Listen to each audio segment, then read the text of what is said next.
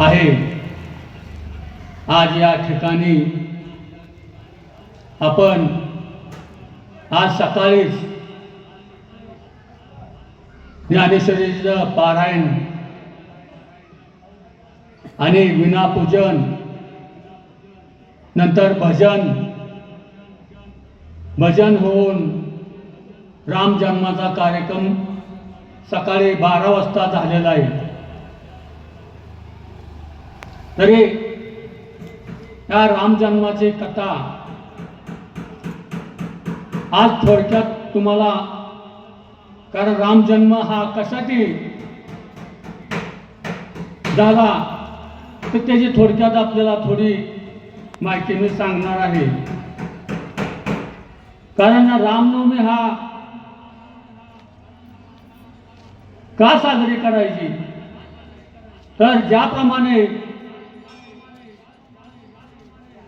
आपण 15 ऑगस्ट म्हणा, 26 जानेवारी म्हणा,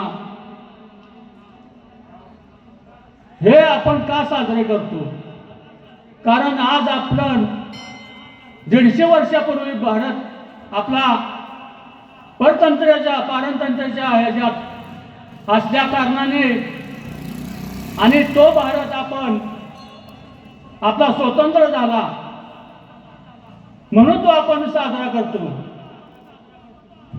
त्याचप्रमाणे हा रामनवमी सुद्धा उत्सव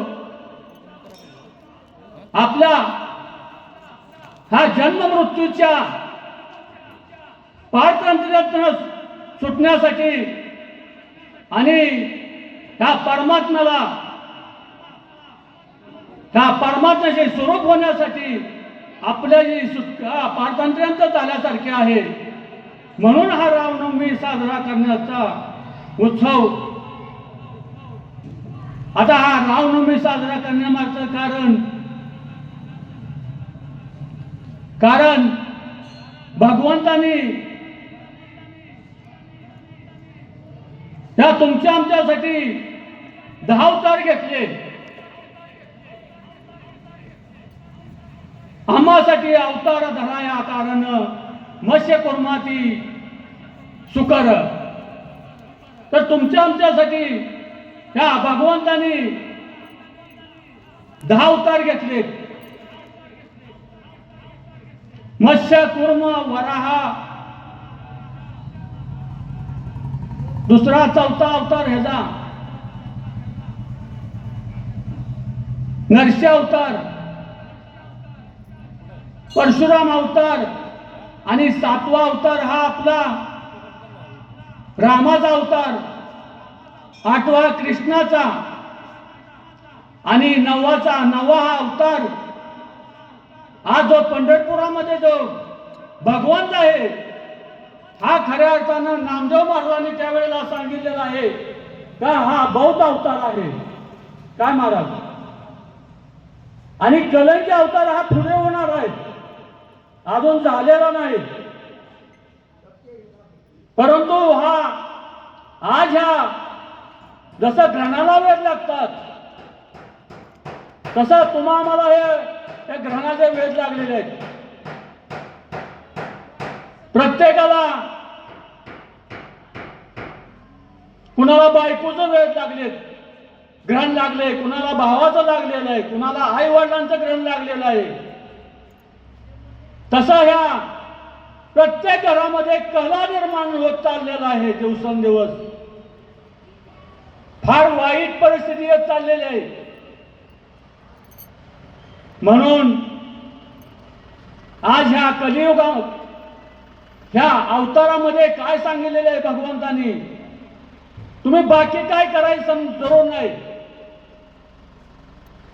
त्या बुद्ध अवतारामध्ये 9व्या अवतारामध्ये सांगितलेलं आहे फक्त बोध घ्यायचा, आणि तो बोध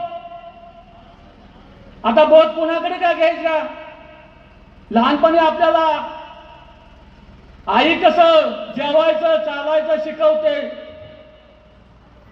नंतर शाळेत आपल्याला गुरुजी ज्ञान मार्गाचा मार्ग दाखवतात, त्याला गुरु म्हणतात। परंतु आपणाला जे ज्ञान आहे, परमात्म्याचं ज्ञान जे आहे ते सद्गुरू वाचून तुम्हाला मिळणार नाही. म्हणून सद्गुरू वाचून सापडेना सोये, धरावे ते पाय आधी आधी. सद्गुरू केल्याशिवाय तुम्हाला परमात्म्याची प्राप्ती होणार नाही, असे ह्या 9व्या अवतारात बौद्ध अवतारात सांगितलेलं आहे. कारण हा भगवंत जे आहे द्वारकेमधून इथं पंढरपुरात जो आला आहे तो गपचूप आहे. कोण काय करतंय, कोण कोण नाही,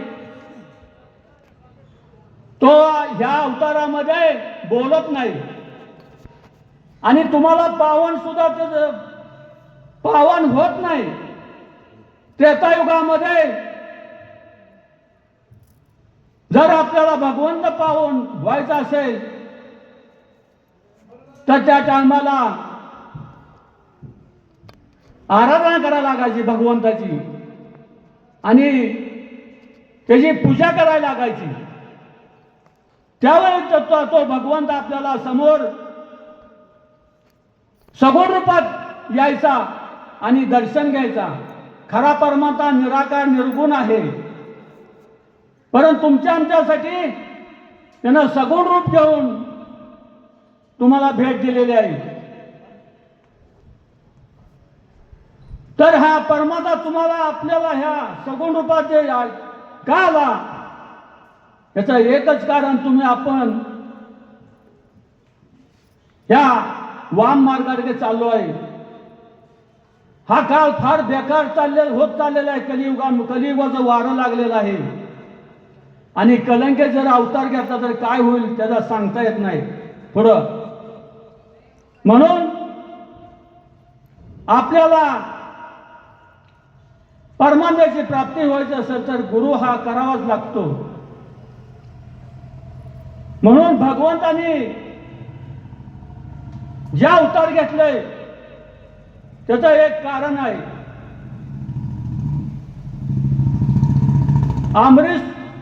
अमरीश राजा एक होऊन गेला आणि तो राजा त्यानं एक वर्षभर त्याचं पारायण व्रत केलं. एकादशी आणि द्वादशीचं व्रत 1 वर्ष केलं. दशमीला एक टाइम जेवायचं आणि एकादशीला निर्जन असं उपवास केला. पाणी सुद्धा प्यायचं नाही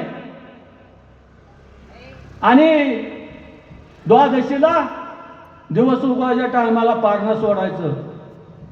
असं त्यानं 1 वर्ष व्रत केलं आणि त्याची सांगता करण्यासाठी अमरीश राजा तेव्हा उद्या मला सांगता करायची आहे आणि म्हणून तो यमुना नदीच्या तीरावर गेला आणि त्या ठिकाणी त्यानं त्या सांगतासाठी मोठमोठे पंडित ब्राह्मण असे बरेच लोक ज्ञानी लोक त्यांनी त्या सांगता पारायणाला व्रताला बोलवलं आणि त्या ठिकाणी त्याची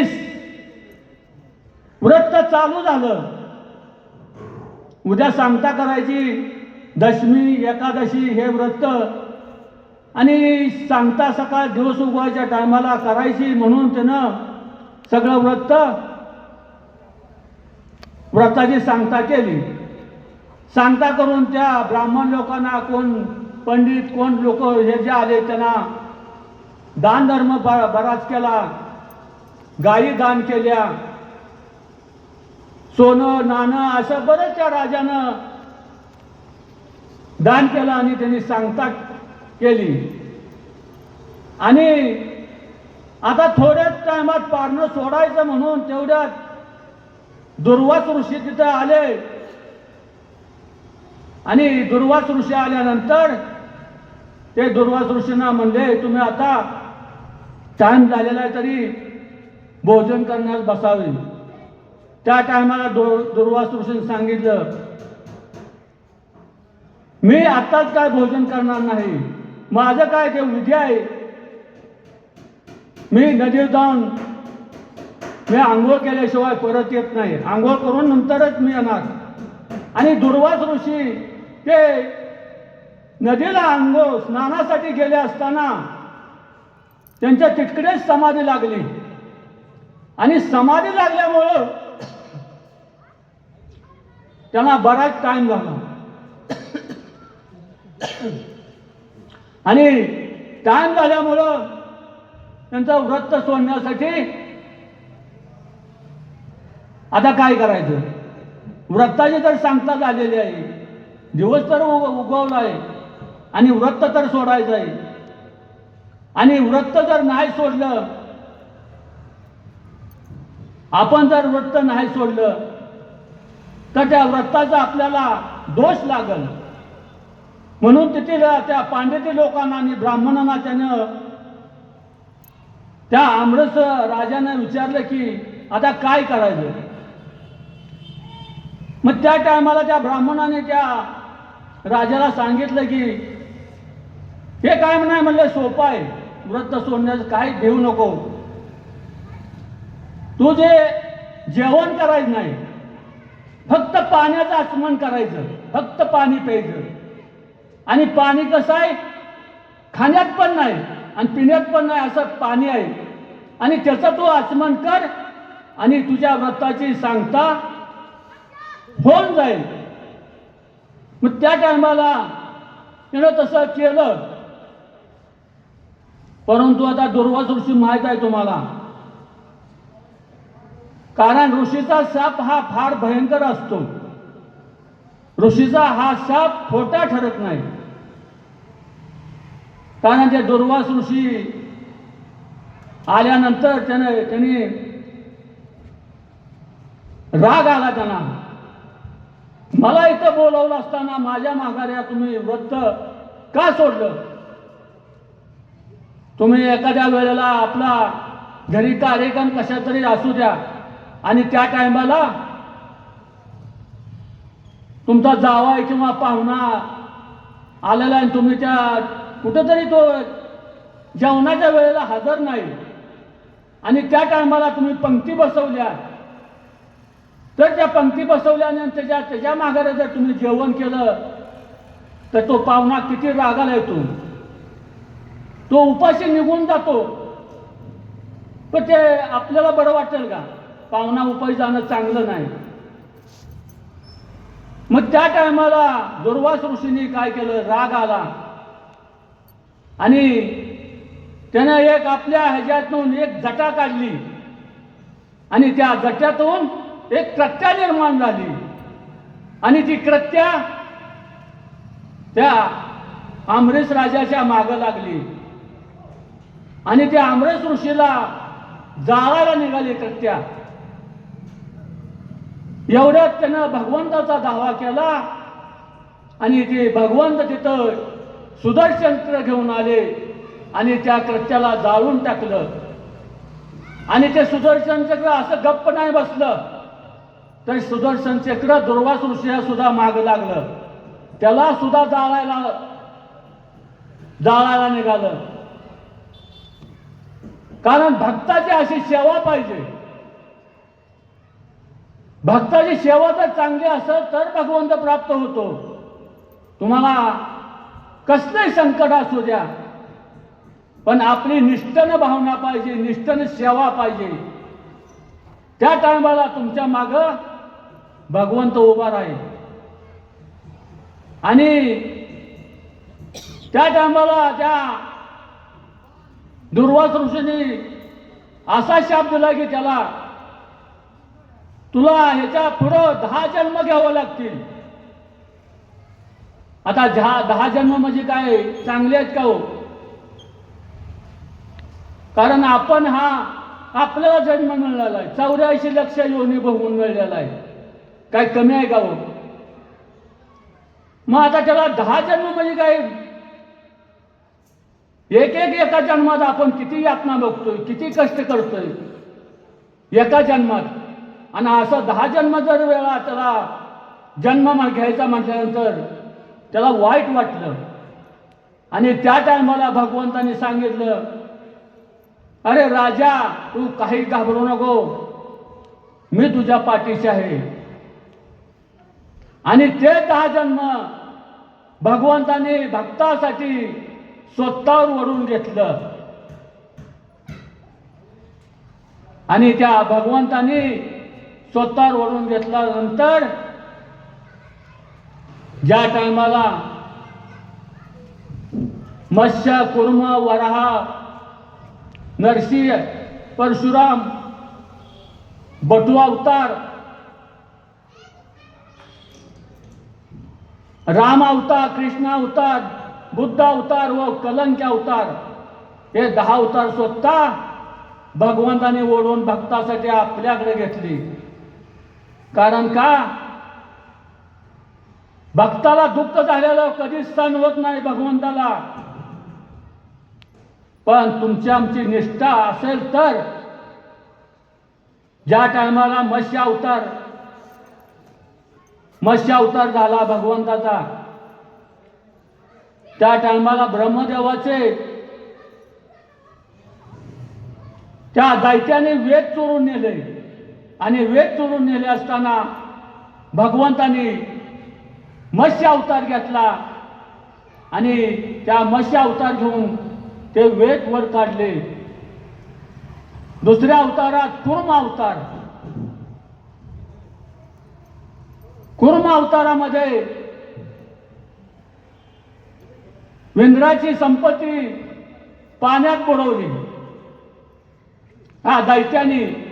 त्या टायमाला भगवंताला कुर्म अवतार घ्यावा लागला. कुर्म म्हणजे कासवाचा अवतार घ्यावा लागला. आणि ती संपत्ती त्या भगवंतानं वर दैत्याचा संहार करून वर आणली. तिसऱ्या अवतारात वरा अवतारामध्ये समुद्र मंथनाच्या वेळी समुद्र मंथन चाललं असताना दैत्याने त्या टायमाला दैत्यांचाच हे करून भगवंतानी देवानी त्यांना हे करून समुद्र मंथन केलं. आणि त्या समुद्र मंथनाच्या वेळी मंदार पर्वत खाली खाली चालला असताना भगवंताला वराह अवतार घ्यावा लागला. आणि त्या वराह अवतारामध्ये ब्रह्मदेवाच्या नाकातून एक पिल्लू पडलं. आणि ते पिल्लू म्हणजे हत्ती एवढं झालं. आणि ते हत्तीच्या रूपात पुन्हा पर्वत एवढं झालं. आणि ते इतकं मोठं झालं की भगवंत हा स्वतः वराह रूपानं ते मंदार पर्वत स्वतःच्या दाढेनं वर काढला. मग असे जे अवतार पुढं भगवंतानं नरसिंह अवतारामध्ये भक्त प्रल्हाद जन्माला आला असताना भक्त प्रल्हाद नारायणाशिवाय नाव घेत नव्हता. कारण तो त्या ह्याच्या दैत्य कुळात जन्माला आलेला होता, हिरण्यकश्यपच्या. आणि त्या टायमाला त्या हिरण्यकश्यपून मुलगा आपला देवाचं नाव घेतोय, आपल्या कुळाचं नाव घेत नाही. म्हणून शडा मार्कंड यांच्या आश्रमात त्यांनी शिकायला ठेवला. आणि भक्त प्रल्हादाला तिथं शिकायला ठेवला असताना की हा आपल्या विरोध वागतोय म्हणून हिरण्यकश्यपूने सांगितलं. आणि ह्याला आपल्या कुळाचं फक्त नाव घ्यायला सांगा विरुद्ध. हा नेहमी त्या टायमाला त्या गुरुजींनी सांगितलं त्याची काही काळजी करू नका. आणि त्यांनी तिथं त्यांच्या जे धर्माचं काय असेल दैत्याच्या ते शिकवायला सुरुवात केली, पण त्यांनी मनाव ते घेतलं नाही. फक्त नारायण, नारायणाशिवाय दुसरं काहीच त्यांना सुचलं नाही. मग त्या टायमाला हा त्याला राग आला बापाला, हिरण्यकशिपूला. त्यानं हत्तीच्या पायाखाली तुडवला तरी त्याला काय झालं नाही. अग्नीत टाकला तरी त्याला काय झालं नाही. डोंगरावनं खाली टाकला तरी पण त्याला काय झालं नाही. मग भानगड काय, तर त्या टायमाला हिरण्यकशिपू मुलाला म्हणला, भक्त प्रल्हादाला, भानगड काय, तू कशानं मरत नाही, तुझ्या मागं कोण आहे. त्यावेळेस त्याने सांगितलं, मला माझ्या मागं माझ्या आया हृदयात ऋषिकेश जो बसलाय तो माझा सांभाळ करतो. ऋषिकेश बसलाय म्हणल्यानंतर त्याला राग आला हिरण्यकशिपूला आणि त्याने म्हटला, तुझा ऋषिकेश कुठं बसलेला आहे. तर म्हणला, सर्व जळी स्थळी काष्टी पासानी सर्व ठिकाणी माझा ऋषिकेश बसलेला आहे. मग रागानं हिरण्यकशिपू मुलाला म्हणला, ह्या खांबात आहे का. हो म्हणला, ह्या खांबात सुद्धा आहे.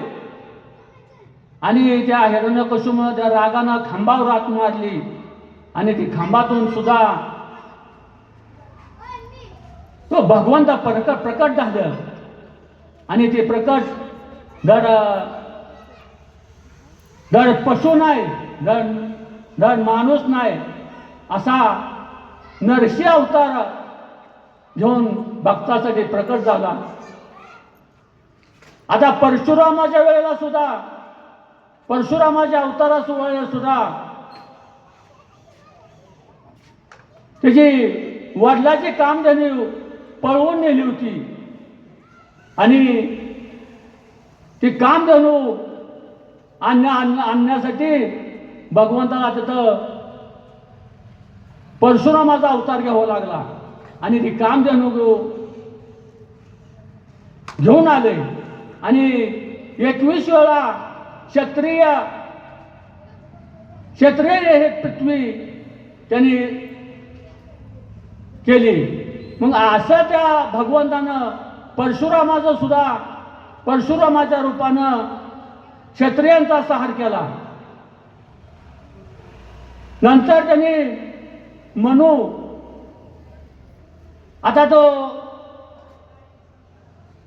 हे होता काय, तो भगवंत मनूचं रूप धारण केला. कारण तो बळीराजा होता. तो बळीराजा त्या ह्याच्यावर चाल करून गेला होता. आणि म्हणून त्या बळीराजाला सुद्धा त्रिपाठ भगवंतानं बळीराजा मनूचं रूप धारण करून त्याला 3 पावलं दान भूमी मागितली. त्यावेळेला 3 पावलं त्या बळीराजा म्हणला, 3 पावलं मी द्यायला तयार आहे. कारण तो बळीच होता, त्याच्यासारखा दानशूर नव्हता कोण. मग त्या भगवंतानं 1 पाऊल भूमी मागितली. त्या सगळी त्यांनी भूमी हस्तगत केली. आणि नंतर दुसऱ्या ह्याच्यामध्ये सर्व त्रिभुवन श्री अशी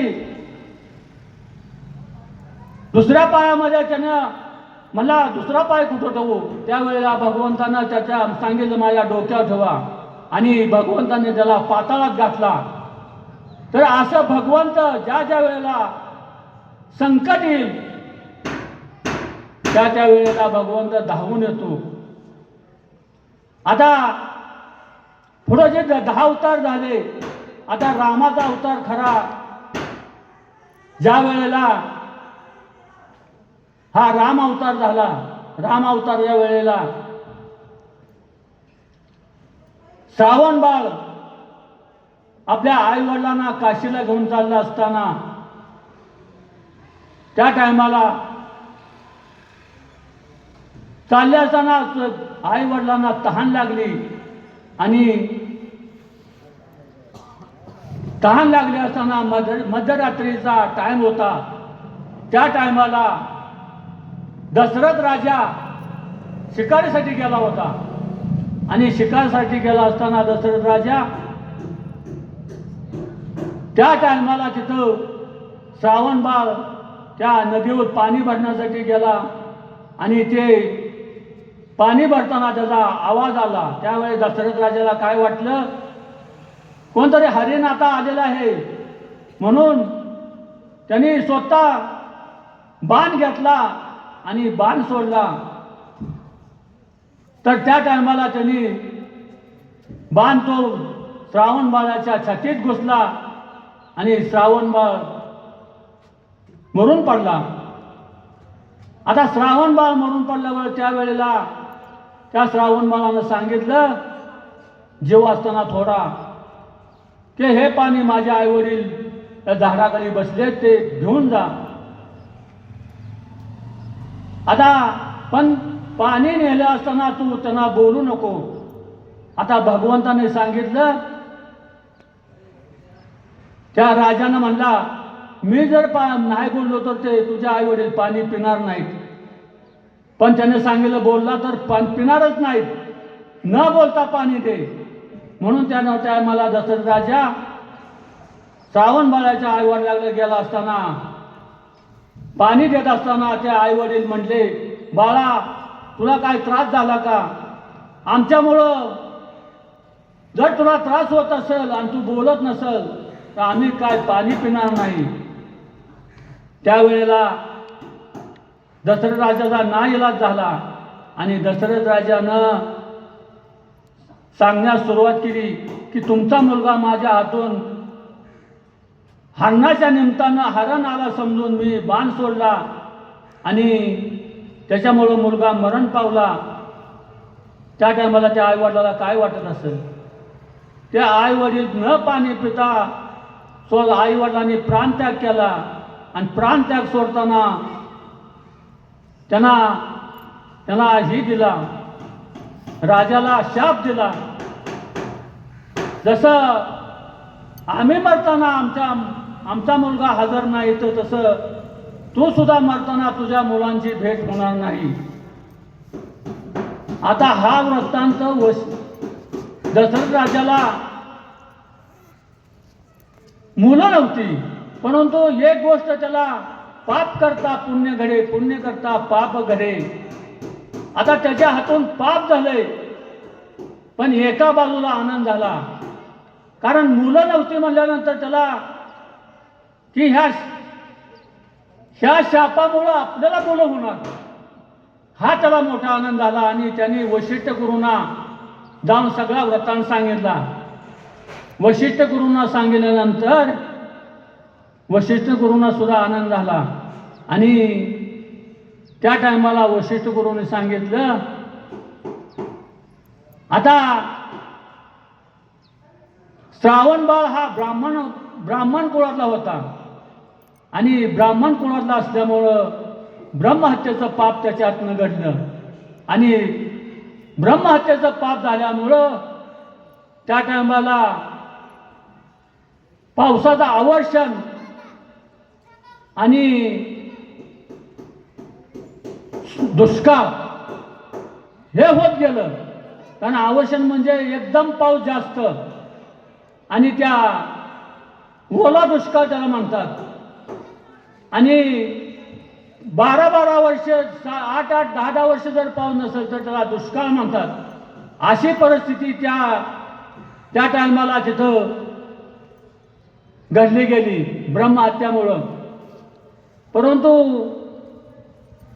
आणि त्या टायमाला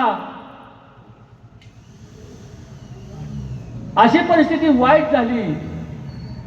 मग शुक्राचार्याने काय केलं, तो पाऊस अडवला होता आणि पाऊस अडवला असल्यामुळं आपल्या शेतकऱ्यांची काय वाईट परिस्थिती असेल हो. ना जनावर चारा मिळणार, ना धनधान्य मिळणार. मग अशा टायमाला शुक्राचार्याने ते पाऊस अडवल्यामुळं दशरथ राजाला सांगितलं की तू स्वर्गात जाऊन युद्ध कर आणि आपल्या देवांना सोडवून आण. मग त्या टायमाला दशरथ राजा स्वर्गात युद्धाला गेला आणि युद्धाला स्वतःची पत्नी कैकेयी घेऊन गेला. आणि ती पत्नी घेऊन गेल्यानंतर ज्या टायमाला त्या शुक्राचार्याचा शाप ब्राह्मण कुळातील शुक्राचा शाप लागला होता. त्या शापामुळं त्याचं त्या रथाचा जी आख होता, आख त्याला आपण काय म्हणतो कणा, तो कणाच मोडला दशरथ राजाच्या चाकाचा. आणि तो कणा मोडल्यानंतर स्वतःच्या पत्नीनं कैकेयीनं तो कण्यामध्ये हात घालून रथ चालवला. आणि हे दशरथ राजाला सुद्धा माहीत नव्हतं. दशरथ राजा पुढं युद्ध करत होता, पण तो कणा मोडलेल्या कैकेयीनं त्या रथाच्या चाकामध्ये हात घालून तो युद्ध केला आणि दशरथ राजानं ते युद्ध जिंकलं गेलं. आपण म्हणतो कैकेयी वाईट. आता कैकेयी वाईट कशी म्हणायची? कैकेयीने काय वाईट काम केलं का? परंतु आपण त्या कैकेयीचं नाव सुद्धा घेत नाही की कुठं ठेवले का? कैकेयी कुठंच जगात नाव नाही. त्याचं कारण वेगळं आहे. पण कैकेयीचं कार्य किती मोठं झालेलं आहे. त्या टायमाला दशरथ राजाला माहीत झालं की आपला चाकाचा कणा मोडला आणि हा आपल्या बायकोनं हात त्या कण्यामध्ये घालून रथ चालला आणि आपण हा युद्ध जिंकून देवाचा आपण ही केलेला आहे. त्या टायमाला वशिष्ठ महाराजांनी सांगितलं की वर माग म्हणजे दशरथ राजा बायकोला. त्यावेळी बायको म्हणली म्या ज्या वेळेला मला 2 वर पाहिजेत, पण ज्या वेळेला मला त्या वराची वर ज्या वेळेला पाहिजे त्यावेळेला मागेल, मी आत्ताच ते मागून घेणार नाही. फक्त मला 2 वराची तुम्ही वचन द्या. आणि त्या टायमाला वचन सोडलं राजानं 2 वराचं. आणि मग त्यांचं वशिष्ठ गुरु दशरथ राजाजवळ होतं, त्यांना भेटले आणि वशिष्ठ गुरुने सांगितलं आता तुम्हाला पुत्रकामेष्टीचा यज्ञ करावा लागेल. आणि पुत्रकामेष्टीसाठी कुमांड नावाचा मुलगा शृंगऋषी आहे, त्याला त्या यज्ञात बोलवावं लागल. आणि तो शृंगऋषी असा येणार नाही, कारण त्याला मग त्या टायमाला इंद्रानं मदत केली, इंद्राला केली. म्हणून इंद्रानं त्या टायमाला आता त्याला हे अप्सरा मोहिनी ह्याला पाठवून त्याला बोलवून शृंगऋषीला तिथं आणलं आणि पुत्रकामेष्टी यज्ञ केला. आणि पुत्रकामेष्टी जो मुख्य भाग होता यज्ञाचा तो शृंगऋषीला दिला. आणि त्याच्यामधून तो यज्ञ पार पडल्यानंतर त्या यज्ञामधून एक पायसदान म्हणून फळ आलं. आणि त्या पायसदान त्या नारायण म्हणून प्रकट झाले. आणि ते फळ नारायण पायसदान म्हणून ते दशरथ राजाला दिलं. आणि दशरथ राजाला दिलं असताना वशिष्ठ मुनींनी सांगितले की आता वेळ फार कमी आहे, राजा हे जे पायसदान फळ आहे तो लवकर आपल्या राण्यांना दे. आणि त्या टायमाला वशिष्ठाने सांगितल्याप्रमाणे राजानं त्याचं 3 भाग केलं त्या पायसदानाचं.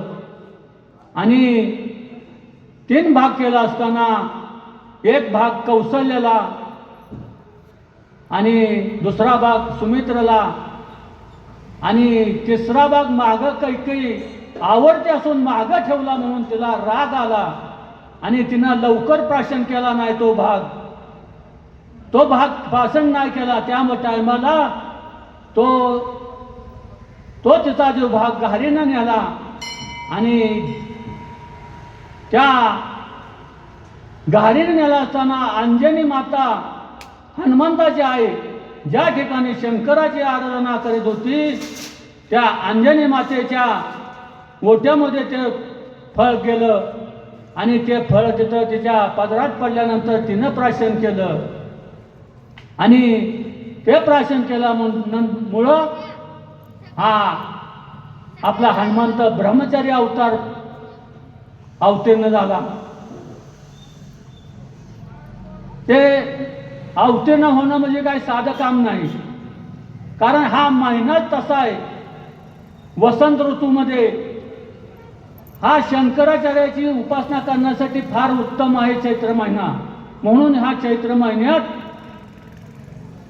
महिन्याला अनन्य भाव असं महत्त्व दिलेलं आहे.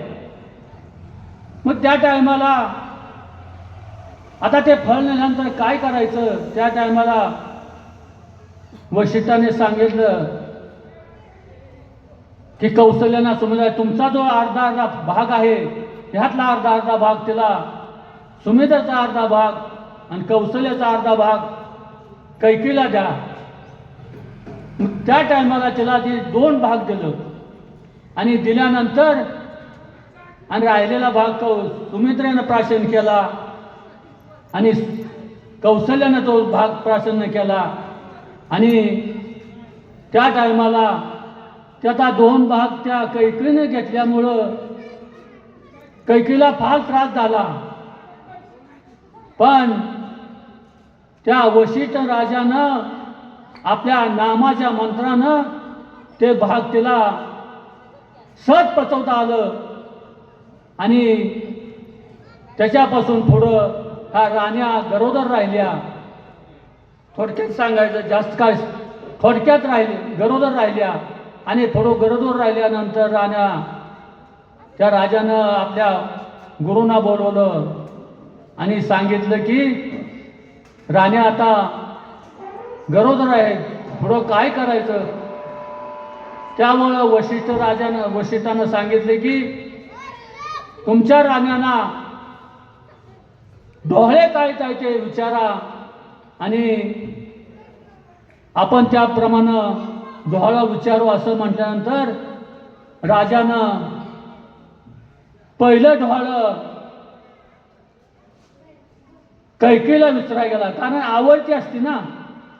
म्हणून नेहमी बघा आपल्या कुठे बी असू द्या, पूर्वी 2-2 बायका 3-3 बायका असायच्या.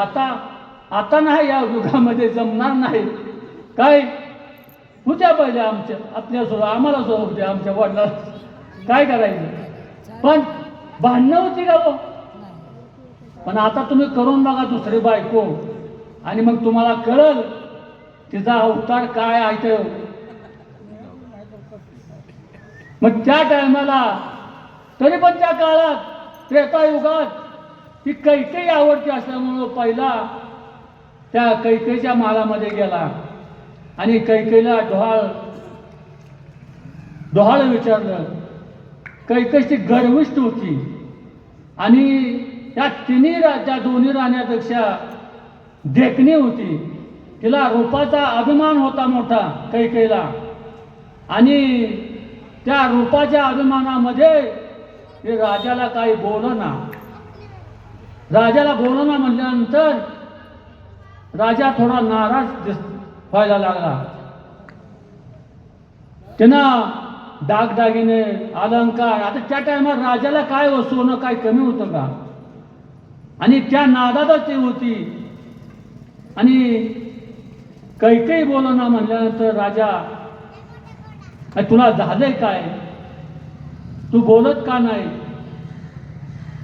तर त्या टायमाला कैकेयी नाराज असल्यामुळं राजाला वाईट वाटलं. आपण एवढं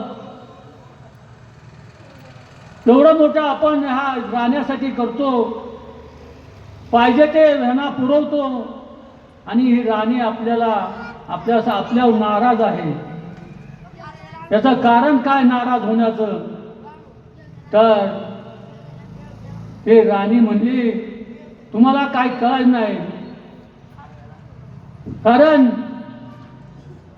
ती मुळातच नाराज असल्यामुळं मग राजा तिथून निघून गेला. आणि निघून गेल्यानंतर सुमित्रेच्या महालात गेला. आणि सुमित्रेच्या महालात गेल्यानंतर तिला डोळे विचारले असताना सुमित्रेने सांगितलं, मोठ्या माणसाची सेवा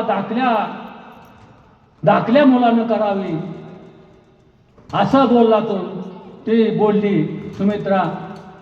आणि मोठ्या माणसाची कधी काही चूक झाली तरी अवहेलना करू नये, त्यांची सेवा करावी, असं त्या डोहाळामध्ये ती बोलली असताना राजाला आनंद झाला. आणि राजा नंतर कौशल्याच्या महालात गेला. कौशल्याच्या महालात गेल्यानंतर सुमित्रा त्या आज भगवंत पोटात असल्यामुळं समाधी अवस्थेत होती.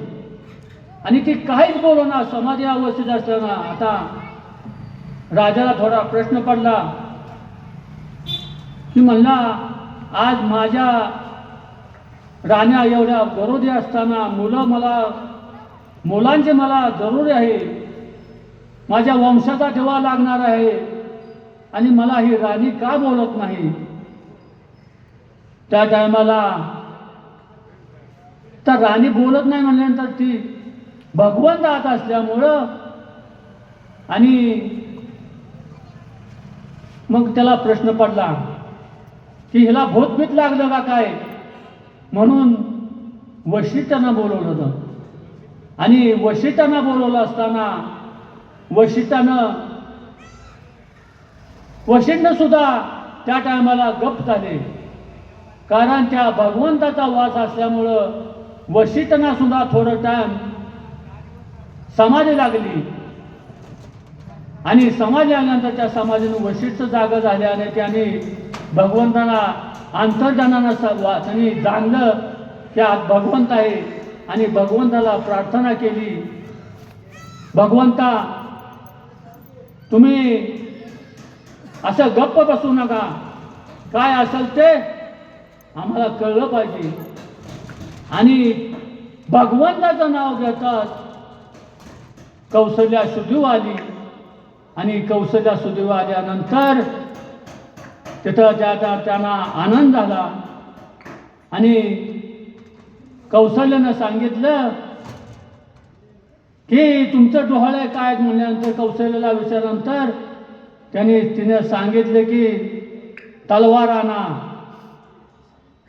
रावणाचा वध करायचा आहे, जांबुवंत हनुमंत यांना बोलवा, सेतू उभा करायचा आहे, लंकेत मला जायचं आहे, रावण मारायचा आहे. असे डोहाळे बोलल्याबरोबर किती आनंद झाला असेल.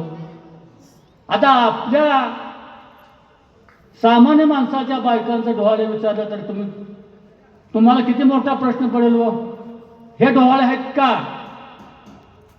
कारण तिनं चटणी खाल्लेली असते, काय माती खाल्लेली असते, काय तिखट मिरची, आणि त्या मुलाला ते झोंबलेलं असतात मुलाला, आणि तेच डोहाळे त्यांना ते बाहेर पडणार. पण ह्या राण्यांना जे डोहाळे लागले ते तुमच्या आमच्यासाठी, भक्तांच्यासाठी, भक्तांचा तुम्हासाठी हे करण्यासाठी, तुम्हाला वाचवण्यासाठी हे डोहाळे असतात.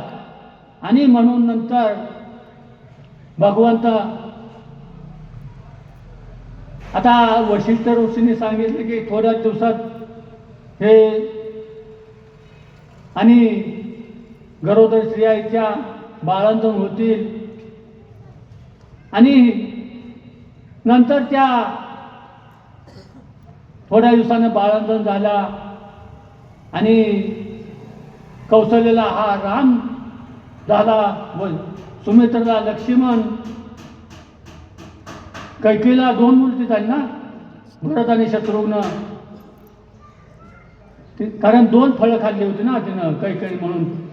असे तर रामाचा जन्म आता सकाळी झालेलाच आहे, त्याच्याबद्दल काय बोलायचं नाही.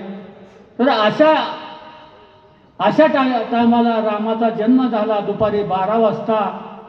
म्हणून आता भक्त कशासाठी जन्माला, भगवंत कशासाठी जन्माला येतो? तुमचं आमचं जे संकट आहे ते भक्ताला निवारण करायचं असतं. ज्यावेळी द्रौपदीला कौरवांनी पांडवांना हरवलं आणि त्या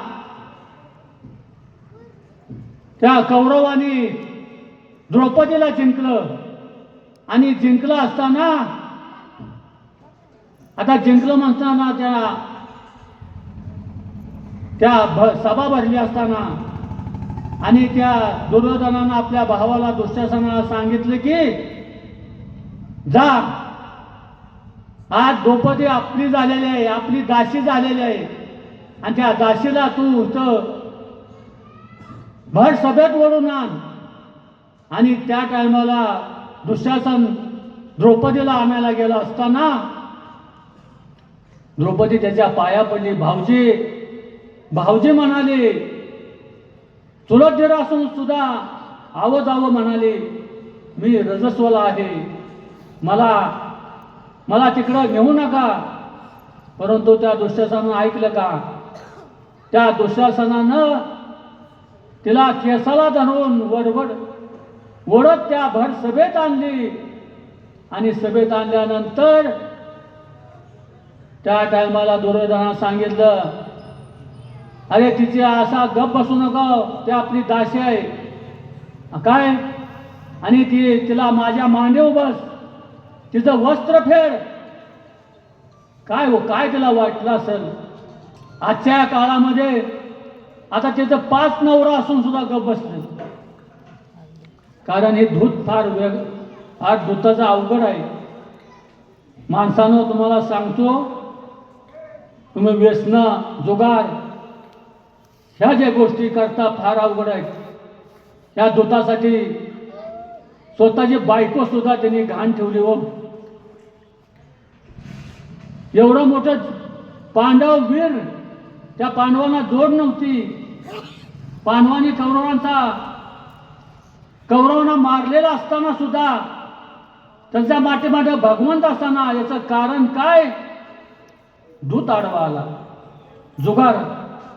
कारण ते आजच्या काळाला जर तुमची जर आपण जर बायको ह्याला दूताला लावली, समजा दूध खेळण्याला, तर तुम्ही बायको जाऊ देताल गावं, एखादं मुर्ज पाडताल.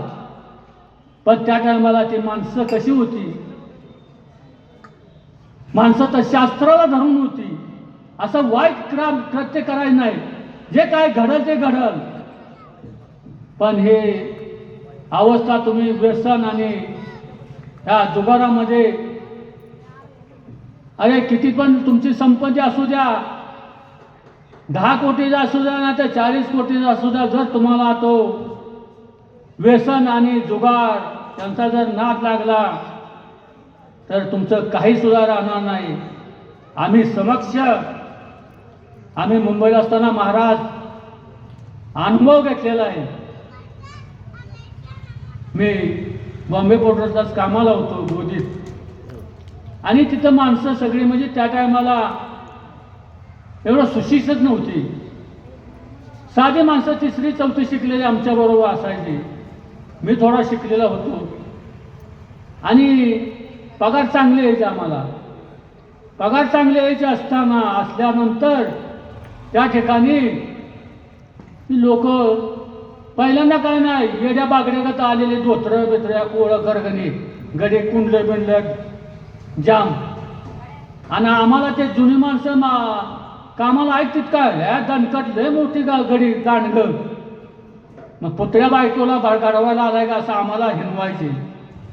काय मग आम्ही थोडं थोडं दिवसांनी त्यांचं अवसान घेत घेत आम्ही सुद्धा त्यांच्याबरोबरच काम करू लागलो. आणि पुढं पुढं ती माणसं चांगली जुनी होती. नंतर त्या बापामागं मुलं भरती करायची. त्या टायमाला आमच्या टायमाला सुरुवात झाली. आणि ती मुलं अर्धवट शिकलेली हो, धड आडाने नाही, धड कशातच नाही. 10वी 12वी झालेली मुलं, नोकऱ्या नाही, काय नाही. आणि बापाच्या जीवावर उड्या मारणारी तिथं बाप नोकरीला म्हणल्यानंतर ते मुलं कामाला लागली आमच्याबरोबर. आणि ती कामाला लागली नसताना आम्ही त्यांच्याबरोबरच आहे. पण आम्हाला त्या गँगा असायच्या 12-12 माणसाच्या. पण आमच्या गँगत आता त्यांचं नाव होतं, खरं म्हणजे आमचं चांगलं केल्यामुळं नाव निघतं. त्या पुणेरी भागातले आमच्यात एक 2 मालकरी पोरं होती आमच्याबरोबर. आणि त्यांची थोडी संगत लागल्यामुळं आम्हाला थोडी मर्यादा लागली. आम्ही पण त्या कामात माणसं दुसरी 7-8 असायचीच आमच्याबरोबर. ती वाईट मार्गाला जायची. आम्ही पण कधी कधी जायचो त्या वाईट मार्गाला. वाईट मार्ग आम्ही सुद्धा केला न सांगण्यासारखा. परंतु थोडं थोडं त्या मालकऱ्याने आम्हाला थोडं सांगितलं, हे बाबा चांगलं नाही, ह्या लोकांच्या नादाला लागू नको, ह्या भागची लोक वाईट आहेत. हे खून करायला सुद्धा कमी पडत नाहीत, बायकांचे खून करून सुद्धा इथं आलेले आहेत. ह्या माणसाच्या नादाला लागू नका. आणि अक्षरशः खरं ती माणसं व्यसन आणि जुगार, 3 पानाचे पत्त्या, त्याच्यामध्ये पैसे घालवायला लागले. काम नसले की खेळत बसायचे, कामात पैसे घालवायचे. त्या नाक्यावर तिथं ह्याचा अड्डा असायचा, त्या 11 लावायचा अड्डा, ते त्यांना नाद लागला. आणि पगार चांगले यायचं, पुन्हा पगार पुरायच नाही ह्या लोकांना. कर्ज काढायचं, कर्ज बाजार व्हायचे, सोसाट्या काढायच्या आणि ते कर्ज फेडायचं. बायका घरी, त्यांचं बागाना म्हणजे बायका गावाला, यांनी कुठतरी नाक्यावर त्या खानावी तुकडं खायचं, कसलं तरी घाण. काय इतकी त्या वाईट परिस्थितीला ते माणसं लागली. अहो अक्षरशः सांगायला जातात तुम्हाला, आम्हाला लाज वाटत्या. त्यांच्या बायका इथं गावाला पण परिस्थिती काय वेळेला वाईट असतीच की, तर सगळ्याच काय सारखी नसती. त्या बायका त्याने धोंड मांडे त्या मारवड्यांच्या घरी धोंड मांडणी गांडाला ठेवल्या. कशासाठी? एवढा पगार चांगला असताना व्यसन आणि जुगार ह्याच्यामध्ये त्यांनी बायका भांडी वाचायला ठेवल्या. आणि त्या बायकांच्या जेव्हा हे भारी जगायचं आणि स्वतःचा पगार घरी आणायचा नाही, त्या व्यसनात आणि जुगार थोडं त्या बायकांना ते मारायचं, ते बिचाऱ्या सहन करायचा.